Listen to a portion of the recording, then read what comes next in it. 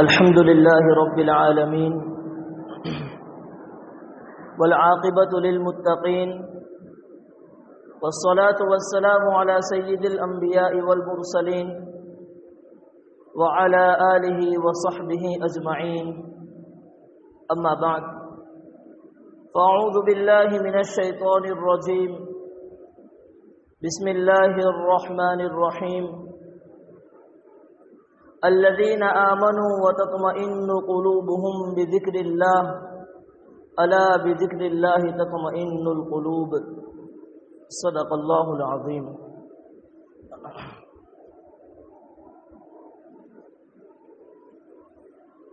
نہ دنیا سے نہ دولت سے نہ گھر آباد کرنے سے، نہ دنیا سے نہ دولت سے نہ گھر آباد کرنے سے تسلی دل کو ملتی ہے خدا کو یاد کرنے سے۔ حضرات سامعین کرام، اللہ رب العزت نے جس دین متین سے، جس سچے اور پکے دین سے، مذہب سے ہمیں جوڑا، وہ دین بڑا ہی اونچا دین اور بڑا سچا مذہب ہے۔ اس دین اسلام کے دنیا میں آنے سے پہلے لوگ معاشرتی طور پر اور ذاتی طور پر جن ظلمتوں کے اندر، جن تاریکی والی زندگیوں کے اندر پھنسے ہوئے تھے، وہ ساری تاریخ، وہ سارے واقعات ہمارے علم میں ہیں کہ اسلام کے دنیا میں آنے سے پہلے صرف عرب ہی نہیں،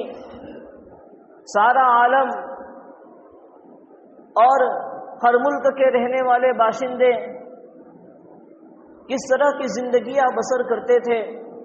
اور کن کن لوگوں کو اپنا معبود بنا کر بیٹھے تھے۔ لیکن اسلام جب رونما ہوا اور جب اللہ تبارک و تعالیٰ نے آپ علیہ السلام کی بعثت کے بعد آپ علیہ السلام کے ذریعے سے اسلامی تعلیمات لوگوں تک پہنچائی اور لوگوں کو اسلام کے قوانین سے آشنا کرایا اور لوگوں کو اسلامی زندگی گزارنے کا طریقہ سکھلایا، تو آپ یقین جانیں یہ ایسا ہوا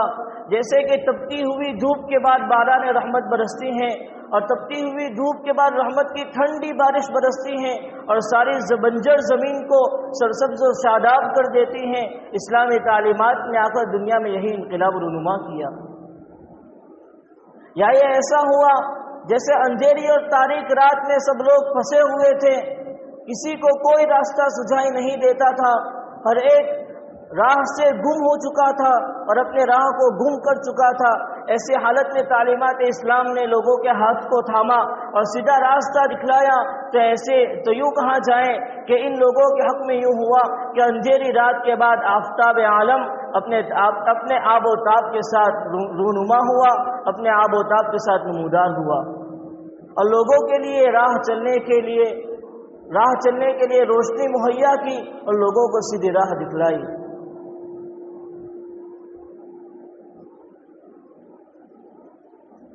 تعلیمات اسلام کا یہ عمل اور تعلیمات اسلام کی یہ برکت، اسلامی زندگی گزارنے کے طریقے کے اندر یہ جو سکون ہے، اللہ تبارک و تعالیٰ نے ہر زمانے کے لیے اس کو خاص کیا ہے۔ ہر زمانے میں یہ سکون عام ہے، ہر زمانے میں اسلام کی ہدایت عام ہے۔ آج کل ایک عمومی وبا اور ایک عمومی بیماری جس میں تقریباً سارے ہی لوگ مبتلا ہوتے ہیں، وہ یہ ہے کہ ہر شخص فکر کے اندر، ہر شخص ٹینشن کے اندر اور ہر شخص ڈپریشن کا شکار ہوتا ہے۔ کسی نہ کسی نجی مسئلے میں ہر شخص ڈپریشن کا شکار ہوتا ہے اور پھر اس کے علاج کے لیے، اس ڈپریشن کو دور کرنے کے لیے، اس ذہنی تناؤ کو دور کرنے کے لیے ایسے طریقے اختیار کیے جاتے ہیں جو طریقے آخر میں چل کر انسان کو خودکشی کے پھندے کو چومنے پر مجبور کر دیتے ہیں۔ شریعت اسلام نے خودکشی کو حرام کیا، ڈپریشن کے مارے اپنی جان گنوا دینے کو شریعت نے حرام کیا۔ وجہ اس کی یہ ہے کہ ڈپریشن کو ختم کرنے کا طریقہ، ٹینشن کو دور کرنے کا طریقہ، ذہنی تناؤ کو ختم کرنے کا طریقہ شریعت اسلامی کے اندر موجود ہے۔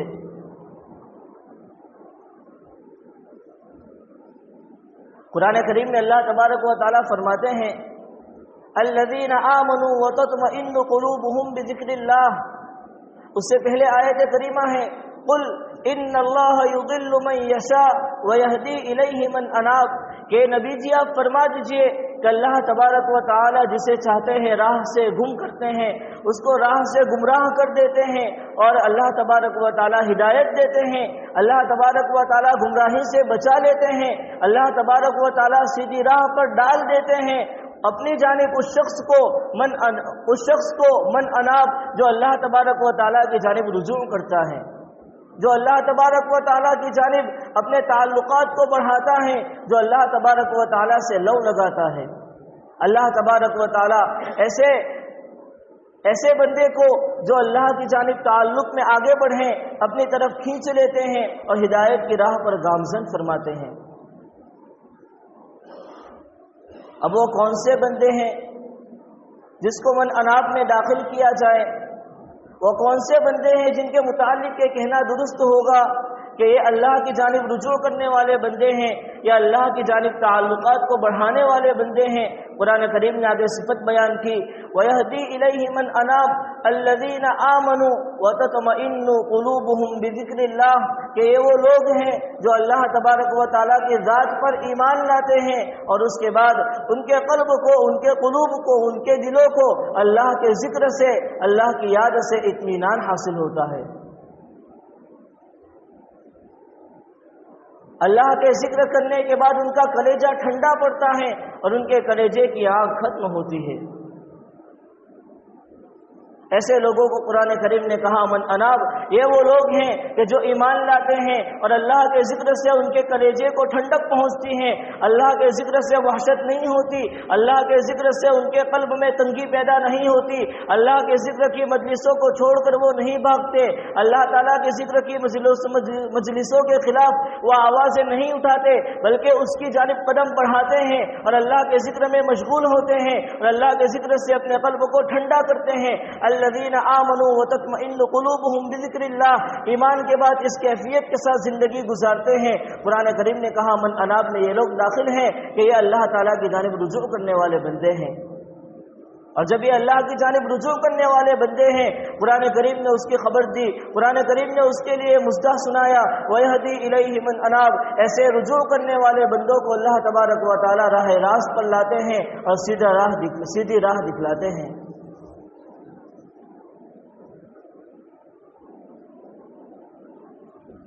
پھر آگے قرآن کریم نے اعلان کے شکل میں ایک بات بیان کی اور کھلے طور پر اس بات کا اعلان کیا الا بذکر اللہ تطمئن القلوب. سنیں، ہر زمانے میں، ہر مقام پر، کون سے بھی پوزیشن میں اور کسی بھی حالت میں اگر دلوں کا چین اور سکون چاہتے ہیں، دلوں کا اطمینان چاہتے ہیں، قلب اور جگر کو ٹھنڈا کرنا چاہتے ہیں تو اللہ کی ذکر کی جانب رجوع کرنا لازم اور ضروری ہے. اللہ کے ذکر کے ساتھ وابستگی لازم اور ضروری ہے. بجز اللہ تبارک و تعالیٰ کے ذکر کے کسی اور چیز سے دلوں کو اطمینان اور قلب اور دلوں کے اندر چین اور سکون پیدا نہیں ہو سکتا. اللہ، غور سے سنو، کان کھول کر سنو. قرآن کریم کہتا ہے اللہ، کان کھول کر سنو، یہ اعلان ہے قرآن کریم کا بذکر اللہ تطمئن القلوب. اللہ ہی کے ذکر کے اندر قلوب کا اطمینان اور قلوب کا چین اور سکون چھپا ہوا ہے.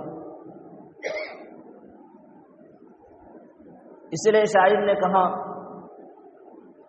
نہ دنیا سے نہ دولت سے نہ گھر آباد کرنے سے، نہ دنیا سے نہ دولت سے نہ گھر آباد کرنے سے، تسلی دل کو ملتی ہے خدا کو یاد کرنے سے. کہ دنیاوی چاہے جتنے بھی اسباب جمع کر لیے جائے اور گھر جتنا بھی عالی سے عالیشان بنا لیا جائے اور دولت جتنی چاہے من میں آئے کما لی جائے، کسی سے اطمینان حاصل نہیں ہو سکتا.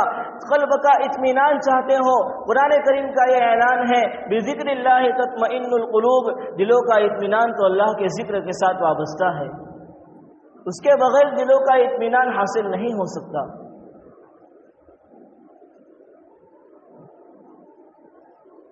حضرت مولانا پیر ذوالفقار صاحب دامت برکاتہم العالیہ فرماتے ہیں کہ جب شیطان کسی پر حملہ آور ہوتا ہے اور اس کو مبتلا گناہ اور معصیت کرتا ہے تو اس سے قبل جو اس کا عمل ہے وہ یہ ہے کہ وہ اس کو اللہ کی یاد سے غافل کرتا ہے۔ جو شخص اللہ کی یاد سے غافل ہو، جو ذکر الہی سے جی چراتا ہو، جو ذکر الہی سے اس کے دل میں تنگی پیدا ہوتی ہو، تو سمجھ لیں کہ شیطان نے اس کے قلب اور جگر کے اوپر غلبہ جما لیا۔ پھر حضرت مولانا قرآن کریم کے آیت ذکر فرماتے ہیں، قرآن کریم میں اللہ تعالیٰ نے فرمایا استحوذ علیہم الشیطان فانساہم ذکر اللہ، کہ شیطان نے ان کے اوپر پورا غلبہ پا لیا، فانساہم ذکر اللہ، نتیجہ یہ ہوا کہ اس غلبے کا اثر یہ ہوا کہ اللہ کے ذکر سے ان کو غافل بنا دیا۔ اگر شیطانی غلبے سے بچنا ہے، شیطانی اثرات سے اپنے آپ کو بچا کر رکھنا ہے، اور ہم یہ چاہتے ہیں کہ شیطان ہم سے نہ کھیلے، ایسے جیسا کہ بچہ گیند سے کھیلتا ہے، جب آدمی کے اوپر شیطان کا غلبہ ہوتا ہے، شیطان انسان کے ساتھ ایسا کھلواڑ کرتا ہے جیسا کہ ایک بچہ ایک گیند کے ساتھ کھیلتا ہے۔ اگر ہم یہ چاہیں کہ شیطان کے اس اثرات سے دور رہیں، شیطان کے اس غلبے سے ہم محفوظ رہیں، تو ضروری کہ ہم ذکر اللہ کو لازم پکڑیں، اور اللہ کے ذکر سے اپنے قلوب کو، اللہ کے ذکر سے اپنے دلوں کو آباد کریں۔ الا بذکر اللہ تطمئن القلوب۔ حضرت پیر صاحب دامت برکاتہم العالیہ ایک اور جگہ لکھتے ہیں، جو تقریباً آج سے 50 سال پہلے کی بات، 1985 کی بات ہے۔ حضرت اپنا واقعہ نقل فرماتے ہیں کہ ہمارے چند محبین اور متعلقین نے واشنگٹن ہمیں دعوت دی۔ جب ہم وہاں گئے، وہاں جانے کے بعد بہت سے پڑھے لکھے لوگ، ڈاکٹر اور انجینئر اور بڑے بڑے لوگوں کو اس شخص نے جمع کیا، محفل منعقد ہوئی، کھانا پینا ہوا، مجلس ہوئی۔ حضرت فرماتے ہیں انگریزی کے اندر میں نے خطاب کیا، خطاب سے فارغ ہونے کے بعد معمول کے مطابق میں نے مراقبہ کروایا، اللہ کی یاد میں چند لمحات گزارے، اور اس کے بعد دعا کے اوپر محفل کا اختتام ہوا۔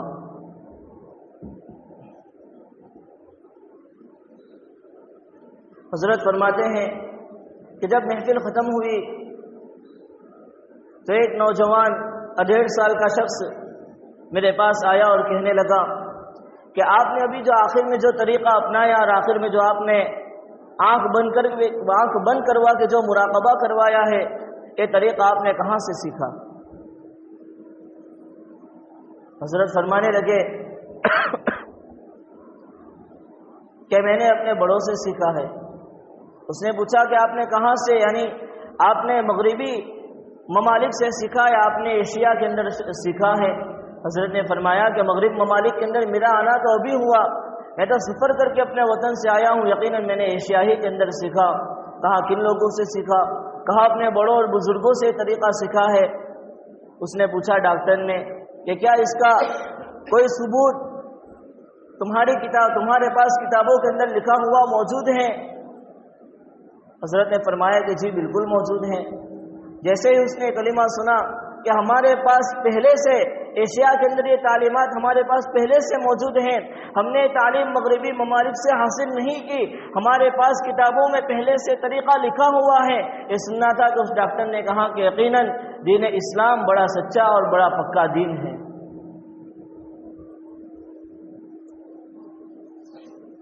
حضرت نے پوچھا کہ بھائی کیا بات ہوئی، یعنی اس بات سے دین کا سچا اور پکا ہونا کیسے ثابت ہو گیا، مجھے بھی ذرا تفصیل سمجھائیں۔ تو اس ڈاکٹر نے اپنی ایک لمبی سرگزشت اور اپنا ایک لمبا واقعہ سنایا۔ اس نے کہا کہ اصل میں ہماری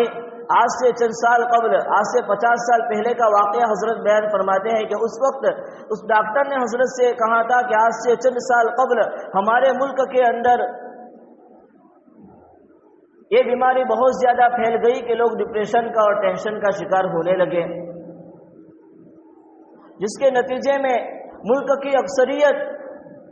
بلکہ کچھ حضرات کو چھوڑ کے سارے ہی لوگ نیند حاصل کرنے کے لیے، قلبی سکون اور دماغی چین سکون حاصل کرنے کے لیے گولیوں کا استعمال کرنے کے اوپر مجبور ہے، اور سارا ہی ملک اس وبا کے اندر مبتلا تھا، حتیٰ کہ نوبت یہاں تک آ پہنچی کہ یہ گولیاں بنانے والی کمپنی کی گولیاں کم پڑ گئی اور استعمال کرنے والے حضرات زیادہ ہو گئے۔ اب کمپنیوں نے گورنمنٹ اور حکومت سے اس بات کی اجازت چاہی کہ اب یہاں پر دو طریقے ہیں، آپ یا تو ہمیں اس بات کی اجازت دے کہ کمپنیاں اپنے محدود جو مقدار ہیں جو حکومت نے بتائی ہیں اس سے زیادہ دوائیاں تیار کرنے لگے اور اس کی پرمیشن دی جائے، یا یہ کہ کوئی ایسا طریقہ حکومتی لیول پر، نیشنل لیول پر ایسا طریقہ تلاش کیا جائے کہ لوگوں کو دوائیاں لینے کی ضرورت نہ پڑے۔ چنانچہ حکومت نے ملک کے 20 نامور ڈاکٹروں کو جو ریسرچ کے اندر بہت زیادہ مہارت رکھتے تھے جمع کیا۔ ان 20 ٹاپ ڈاکٹروں میں سے جو ہارٹ کے بالکل ماہرین تھے، ان میں سے ان ڈاکٹر کا جو مسلمان تھا ان کا بھی نام تھا۔ حضرت فرماتے ہیں سن کر مجھے خوشی ہوئی کہ مسلمان کا کسی شعبے میں عزت تو ہے۔ بہرحال حضرت وہ ڈاکٹر اپنی رویداد سناتا ہے، اس نے کہا کہ ہمارا واقعہ یہ ہوا کہ جب یہ ساری بات ہو گئی اور حکومت نے ہمیں یہ مشن دے دیا کہ تمہیں تلاش کرنا ہے ایسا کوئی طریقہ، سب سے پہلے تمہیں تلاش کرنا ہے کہ لوگ ڈپریشن میں کیوں جاتے ہیں اور اصل کیا وجہ ہے کہ لوگ ٹینشن کے اندر مبتلا ہوتے ہیں۔ وہ کہنے لگے کہ ہم نے بہت زیادہ ریسرچ کی، پہلے تو ہم نے آپس میں بحث و مباحثہ کیا، بحث و مباحثہ کرنے کے بعد پھر ہم اس نتیجے پر پہنچے کہ ہم سب سے پہلے تو ہم تلاش کریں کہ وہ بندے جو بالکل خوشحال ہیں ان کو جمع کرے اور جو ڈپریشن والے ہیں ان کو جمع کرے۔ دونوں قسم کے بندوں کی باری باری جانچ کیا گیا، ان کے اوپر ریسرچ کی گئی، اور جو بندے خوش نظر آتے تھے ان کو مشینوں کے اندر بٹھا کر ان کے برین کا اسکین کیا گیا، ان کے دماغ کو جانچا گیا، اور اس کے بعد جو ڈاٹا ان کے دماغ سے حاصل ہوا اس ڈاٹا کو کمپیوٹر کے اندر محفوظ کر لیا گیا۔ اسی طرح وہ بندے جو بالکل غمگین تھے، ڈپریشن کا شکار تھے، ان بندوں کو بھی جمع کیا گیا۔ ان بندوں کو جمع کرنے کے بعد ان کا بھی برین اسکین کیا، اور اس کے بعد جو ڈاٹا جمع ہوئے اس کو کمپیوٹر میں محفوظ کر لیا۔ یہ پہلا مرحلہ مکمل ہوا۔ اس مرحلے کو مکمل کرنے کے بعد انہوں نے کمپیوٹر کے اندر دونوں قسم کے ڈاٹا کو جمع کیا، اور پھر کمپیوٹر کے اندر ایک ایسا ایپ بنایا جس کے اندر انہوں نے کمپیوٹر کو یہ ہدایت دی کہ دونوں قسم کے برین کے ڈاٹا تمہارے پاس ہے، دونوں کا آپس میں تقابل کرو اور دونوں میں دیکھو کہ فرق کہاں ہے۔ جب ایسا کوئی اسائنمنٹ کمپیوٹر کو دیا جاتا ہے تو کمپیوٹر برین کے ایک ایک سیل کے اوپر جا کر اور دماغ کے ایک ایک حصے کے اوپر جا کر پوری ریسرچ کرتا ہے۔ 2-3 مہینے تک یہ پروسیس چلتا رہا، اور 2-3 مہینے کے بعد یہ نتیجہ نکلا کہ جو حضرات خوش ہوتے ہیں فلاں سیل وہاں ان کا چارج ہوتا ہے، فلاں حصہ بہت زیادہ چارج ہوتا ہے۔ جو خوش ہوتے ہیں ان کا فلاں حصہ چارج نہیں ہوتا، ڈسچارج ہوتا ہے، اور جو بندے بہت زیادہ غصے میں اور بہت زیادہ ڈپریشن میں ہوتے ہیں ان کا فلاں سیل اور فلاں حصہ بہت زیادہ چارج ہوتا ہے۔ اس نتیجے پر پہنچ گئے کہ ان کو برین اور دماغ کے اندر وہ حصہ مل گیا کہ جس حصے کے اندر چارج اگر بڑھ جائے تو آدمی غمزدہ ہو جاتا ہے، آدمی ڈپریشن کا شکار ہو جاتا ہے، اور آدمی کا موڈ آف ہو جاتا ہے، یہاں تک کہ وہ کسی سے بات کرنے تک تو اس کا دل اور اس کا جی نہیں چاہتا۔ اور وہ حصہ مل گیا کہ اگر اسی جگہ سے چارج کو کم کیا جائے، ڈسچارج کیا جائے تو پھر وہ بندہ خوش ہو جاتا ہے، سابقہ غم، سابقہ ڈپریشن اور ٹینشن وہاں سے ختم ہو جاتی ہے۔ 3-4 مہینوں کی ریسرچ کے بعد وہ اس نتیجے پر پہنچے، بہت خوش ہوئے کہ ہمیں وہ حصہ مل گیا اور ہم بات کی تہ تک پہنچ گئے۔ انہوں نے حکومت کے سامنے رپورٹ پیش کی کہ ہم نے وہ سیل تلاش کر لیا ہے کہ جہاں پر چارج بڑھ جانے سے بندہ غمگین اور چارج گھٹ جانے سے بندہ خوش ہو جاتا ہے۔ جب حکومت نے وہ رپورٹ لوگوں کے سامنے پیش کی، لوگ بھی بڑا خوش ہوئے، شاباشی دی، لیکن لوگوں نے کہا کہ ابھی ایک کام باقی رہ گیا تم نے یہ تو تلاش کر لیا کہ کون سے سیل میں چارج بڑھ جانے سے بندہ غمگین اور ڈپریشن کا شکار ہوتا ہے، اور کون سے سیل اور کون سے حصے میں چارج کم کر دیا جائے تو بندہ خوشحال ہو جاتا ہے، ڈپریشن اس کا ختم ہو جاتا ہے۔ لیکن اب تلاش کرو کہ اس چارج کو کیسے جو بڑھ گیا ہے اس کو ختم کیا جائے تاکہ غمگین بندہ خوشحال ہو جائے۔ کیا اس کو کم کرنے کا کوئی اور طریقہ ہے؟ اس کو تلاش کرو۔ یہ دوسرا اسائنمنٹ اور دوسرا کام تھا جو پوری ٹیم کو سونپا گیا۔ کہنے لگے کہ جب دوسرا کام ہمیں ملا تو ہم نے پہلے بہت زیادہ ڈسکس کی، اس کے بعد ہم اس نتیجے پر پہنچے کہ جب بندہ ڈپریشن کا شکار ہوتا ہے، غمگین ہوتا ہے، اگر وہ کچھ لمحے کے لیے سو جائے، کچھ گھنٹے کے لیے سو جائے، نیند مکمل کرنے کے بعد جب اٹھتا ہے تو وہ ٹینشن، وہ تناؤ، وہ ڈپریشن نہیں ہوتا جو نیند سے پہلے ہوتی ہے۔ نتیجہ یہ نکلا کہ نیند کے ذریعے سے فرق آ رہا ہے۔ چنانچہ انہوں نے ایک بندے کو پکڑا جو ڈپریشن کا شکار تھا، غمزدہ تھا۔ نیند سے پہلے اس کو مشین میں بٹھا کر اس کا ڈاٹا محفوظ کیا گیا۔ چند گھنٹوں کی نیند لینے کے بعد جب وہ اٹھا، ڈپریشن کم ہوا تھا، اس وقت کا ڈاٹا بھی اس کا محفوظ کیا گیا۔ اور پھر معلوم یہ ہوا کہ نیند سے قبل ڈاٹا اور وہ چارج زیادہ ہوتی ہیں اور نیند کے بعد وہ چارج کم ہو جاتی ہے، یعنی نیند کے ذریعے سے اثر پڑ رہا ہے۔ پھر انہوں نے دیکھا کہ نیند میں کیا ایسی چیز ہے، تو دیکھا کہ نیند کے اندر دماغ معاف ہو جاتا ہے، دماغ بند ہو جاتا ہے، آف لوڈ ہو جاتا ہے، وہ سوچنا بند کرتا ہے، تو پھر آہستہ آہستہ وہ چارج کم ہو جاتا ہے۔ اب انہوں نے کہا کہ کیا اب ایسا کوئی طریقہ ہے کہ نیند کے بغیر مصنوعی طریقے پر اس کو ختم کیا جائے، اپنے اختیار سے اس کو ختم کیا جائے؟ تو انہوں نے اس پر بھی بہت ساری ریسرچ کی، ہزاروں بندوں کو مشینوں کے اندر بٹھایا اور مصنوعی طریقے سے انہوں نے اس سیل کے اوپر ریسرچ کی اور اس سیل کے ذریعے اس کے اندر اثر ڈالا کہ وہ جسے چاہتے تھے، اگر وہ غمزدہ ہوتا تھا تو اس کے چارج کو کم کرتے تھے، وہ بندہ خوش ہو جاتا، خوشحال ہوتا تھا، اس کے چارج کو بڑھا دیتے تو وہ بندہ غمزدہ اور ڈپریشن کا شکار ہو جاتا تھا۔ بہت خوش ہوئے، دوسرے نتیجے پر پہنچ گئے۔ اس رپورٹ کو بھی انہوں نے حکومت کے سامنے پیش کر دیا۔ حکومت نے کہا کہ بھائی یہ بھی آپ نے بہت اچھی ریسرچ کی، لیکن مسئلہ یہ ہے کہ پوری قوم و ملت اس وبا کے اندر مبتلا ہو چکی ہے، پوری قوم و ملت اس وبا کے اندر گری ہوئی ہے۔ ہر بندے کو تو اٹھا کر اس مشین پر لانا ممکن نہیں ہے، کوئی ایسا طریقہ اختیار کرو کہ چارج کم بھی ہو جائے، ڈپریشن والا بندہ غمزدہ بندہ اپنے غمی سے، اپنے ٹینشن سے دور بھی، اپنے ٹینشن کو ہٹا کر خوشحال بھی ہو جائے اور اس میں مشینوں کا استعمال بھی نہ کرنا پڑے۔ پھر انہوں نے سوچا اور پھر انہوں نے ایک نتیجہ یہ اخذ کیا کہ ایک غمزدہ بندے کو بلایا اور اسے بار بار اس بات کی مشق کرائی گئی کہ تم دماغی کام لینا چھوڑ دو، سوچنا چھوڑو۔ اس کو بٹھا کر آدھا گھنٹہ پونے گھنٹے تک اسی بات کی رہنمائی کرتے رہے کہ سوچنا چھوڑ دو۔ آدھے پونے گھنٹے کے بعد یہ نتیجہ نکلا کہ اس بندے کا جو چارج تھا وہ کم ہو گیا اور وہ بندہ جو غمزدہ تھا اس کا غم ختم ہو گیا۔ یعنی اب وہ اس نتیجے پر پہنچ گئے کہ اگر آدمی اپنے دماغ سے کام لینا چھوڑ دے ڈپریشن کے حالت میں تو آہستہ آہستہ اس کا چارج کم ہوتا ہے اور اس کا ڈپریشن آہستہ آہستہ ختم ہوتا ہے۔ یہ رپورٹ پیش کی، حکومت بہت خوش ہو گئی اور حکومت نے اب شہر اور گاؤں اور دیہات کے اندر ایسے کلب بنا دیے ہیں اور اس ایکسرسائز کو انہوں نے میڈیٹیشن کا نام دیا اور اس کے نام سے انہوں نے کلب شروع کیے۔ وہاں لوگ موجود ہوتے ہیں، وہاں کی پبلک اور وہاں کے عوام پورا دن کا کام کرنے کے بعد تھک ہار کر جب شام کو اپنے گھر آتی ہیں تو پھر وہاں سے سیدھا کلب میں جاتے ہیں اور وہاں پر بندے ان کا ایکسرسائز اور یہ میڈیٹیشن کرواتے ہیں اور ان کا یہ جو دماغی ڈپریشن ہے اور دماغی ٹینشن ہے وہ کم ہوتی ہے، اور اس طرح ہمارے ملک کے اندر اب یہ عام ہو چکا ہے اور ہر بندہ اس کو استعمال کرتا ہے۔ اب فرماتے ہیں کہ معاملہ یہ ہے کہ جو ریسرچ ہمارے یہاں آج ہوتی ہیں اس ریسرچ کو ہندوستان پہنچنے کے اندر اور ایشیا کے ممالک میں پہنچنے کے اندر 20 سے 30 سال لگ جاتے ہیں۔ ابھی یہ ریسرچ ہمارے یہاں نہیں ہوئی ہے کہ اس طرح میڈیٹیشن کیا جائے اور اس کے بعد اپنے قلبی تناؤ کو، اپنے